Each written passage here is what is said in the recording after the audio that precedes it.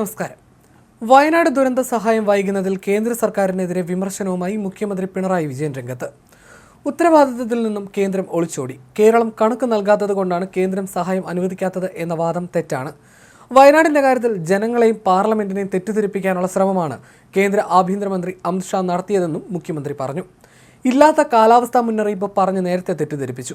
വയനാട്ടിലെ മുണ്ടക്കയിലും ചൂരൽമലയിലും ഉണ്ടായ ദുരന്തം വിവാദമാക്കി സ്വന്തം ഉത്തരവാദിത്തത്തിൽ നിന്ന് ഒളിച്ചോടാനാണ് കേന്ദ്ര സർക്കാർ ശ്രമിക്കുന്നത്. അത് ഖേദകരമായ നീക്കമാണ്. വിശദമായ റിപ്പോർട്ട് കേരളം നൽകാത്തതുകൊണ്ടാണ് പ്രത്യേക സാമ്പത്തിക പാക്കേജ് പ്രഖ്യാപിക്കാത്തത് എന്നാണ് കേന്ദ്ര ആഭ്യന്തരമന്ത്രി പറഞ്ഞത്. ഇത് തീർത്തും വസ്തുതാവിരുദ്ധമാണ്. ഇതിൽ നാടിന്റെ പ്രതിഷേധം അറിയിക്കുന്നുവെന്നും മുഖ്യമന്ത്രി പറഞ്ഞു. വയനാട് വിഷയത്തിൽ ആദ്യമായല്ല ആഭ്യന്തരമന്ത്രി തെറ്റിദ്ധാരണ സൃഷ്ടിക്കുന്നത്. ഇല്ലാത്ത കാലാവസ്ഥാ റിപ്പോർട്ട് ചൂണ്ടിക്കാട്ടി പാർലമെന്റിനെ തെറ്റിദ്ധരിപ്പിക്കാൻ മുൻപ് അദ്ദേഹം ശ്രമിച്ചു. കേന്ദ്രം കൃത്യമായ മുന്നറിയിപ്പ് നൽകിയിട്ടും കേരളം എന്താണ് ചെയ്തതെന്നാണ് അദ്ദേഹം പാർലമെന്റിൽ ചോദിച്ചത്.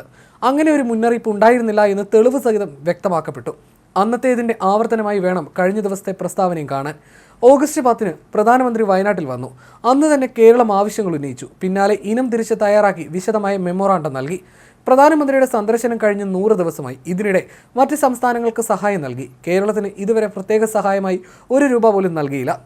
നേരത്തെ നൽകിയ മെമ്മോറാണ്ടത്തിന് പുറമെ PDNA പ്രകാരം ആവശ്യമുന്നയിച്ചു. PDNA സഹായത്തിനുള്ള ഔദ്യോഗിക രേഖയായി പ്രധാനമന്ത്രിയുടെ സന്ദർശന സമയത്ത് കണക്കാക്കിയിരുന്നില്ല. PDNA മെമ്മോറാണ്ടം തയ്യാറാക്കാൻ കേരളം കുറഞ്ഞ സമയം മാത്രമാണ് എടുത്തത്. 583 പേജുള്ള പഠന റിപ്പോർട്ടാണ് കേരളം നൽകിയത്. PDNA തയ്യാറാക്കാൻ വൈകി എന്ന കേന്ദ്രവാദം തെറ്റാണ്. PDNA തയ്യാറാക്കാൻ ചുരുങ്ങിയത് 3 മാസമാണ് വേണ്ടത്. ദുരന്തമുണ്ടായ മറ്റ് സംസ്ഥാനങ്ങൾ PDNA തയ്യാറാക്കാൻ 3 മാസം എടുത്തു.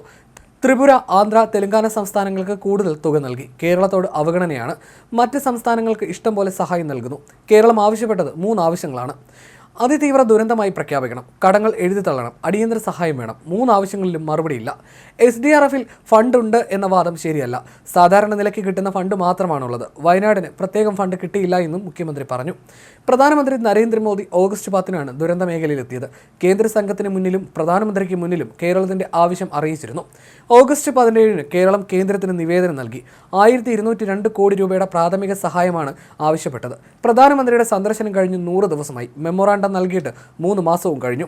കേന്ദ്ര സംഘം വന്നുപോയിട്ട് മാസങ്ങളായി. ഇതിനിടയിൽ മറ്റ് പല സംസ്ഥാനങ്ങൾക്കും രേഖാമൂലം ആവശ്യപ്പെടാതെ സഹായം നൽകിയിട്ടുണ്ട്. എന്നിട്ടും പ്രത്യേക ധനസഹായമായി ₹1 പോലും കേരളത്തിന് നൽകിയിട്ടില്ല. നേരത്തെ നൽകിയ മെമ്മോറാണ്ടത്തിന് പുറമെ പോസ്റ്റ് ഡിസാസ്റ്റർ നീഡ്സ് അസസ്മെന്റ് നടത്തുകയും വിശദമായ 583 പേജുള്ള റിപ്പോർട്ട് നവംബർ 13 കേന്ദ്രത്തിന് നൽകുകയും ചെയ്തു. ഈ പ്രക്രിയ കിടക്കുന്ന സ്വാഭാവികമായ കാലതാമസമാണ് 3 മാസമെന്നും മുഖ്യമന്ത്രി പറഞ്ഞു.